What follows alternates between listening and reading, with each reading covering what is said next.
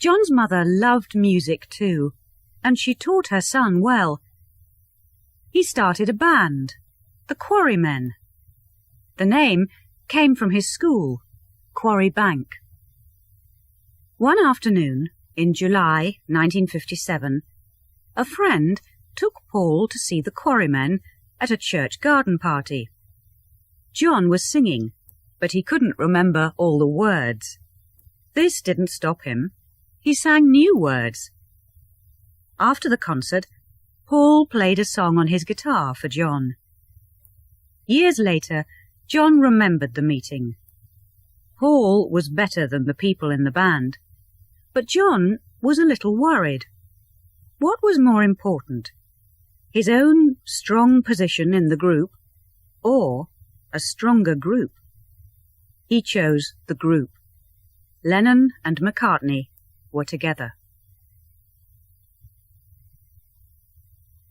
From Liverpool to Hamburg. One day, Paul showed John one of his own songs.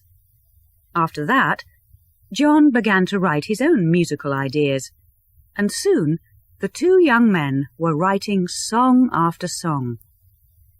Sometimes they worked together, sometimes alone, but each of them pushed himself harder because of the other one.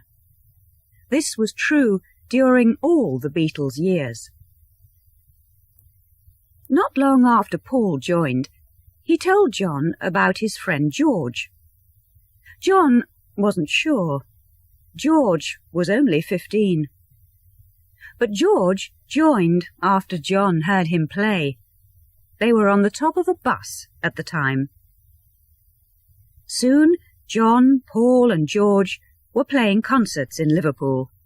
But there was a problem. They didn't have a drummer or a bass guitarist. One of John's art school friends, Stu Sutcliffe, looked like James Dean, and he was an artist.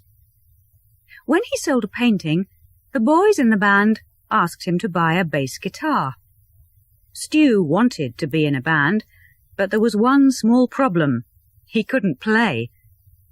Stu often turned his back to the crowds in concerts because of this. What's in a name? John and Stu probably thought of the name The Beatles, but there are other stories.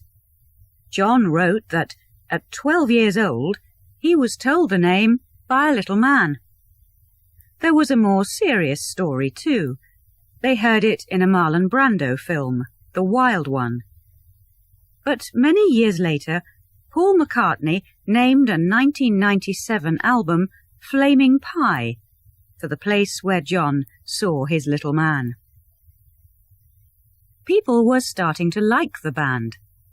The Beatles got a job playing with a rock and roll singer, Johnny Gentle. They toured Scotland under the name the Silver Beatles. For a time, Paul played drums because they couldn't find a drummer. Then, back in Liverpool, they were offered another job. Bands were needed to play in clubs in the German city of Hamburg. The band said yes, but first they needed a drummer. They asked Pete Best, the drummer in another local band, and the owner of some nice drums. Pete agreed, and the band travelled to Germany in the summer of 1960. To 5 boys from Liverpool, Hamburg was another world. A world of all-night bars and street crime. Concerts weren't always easy. On some nights, John had to push people off the stage.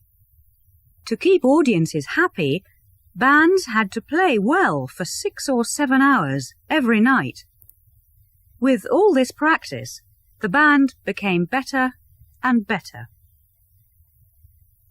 Another of the Liverpool bands in Hamburg was called Rory Storm and the Hurricanes. The band was famous in Liverpool. The band's drummer loved to come and watch the Beatles. Sometimes, when Pete Best was ill, He even played with the band. His name was Ringo Starr. The first trip to Hamburg ended suddenly. George was sent home by the police because he was too young to play in the clubs. He was only 17. But the Beatles returned often to Hamburg. Each time they played to bigger crowds in better clubs.